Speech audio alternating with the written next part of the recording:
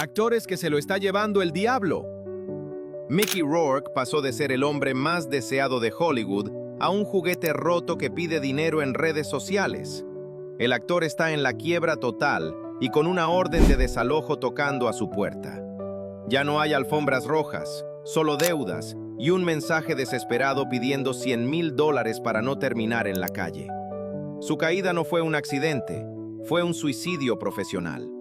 Entre cirugías estéticas que le borraron la identidad y un temperamento violento que quemó todos sus puentes en la industria, Rourke se volvió radioactivo.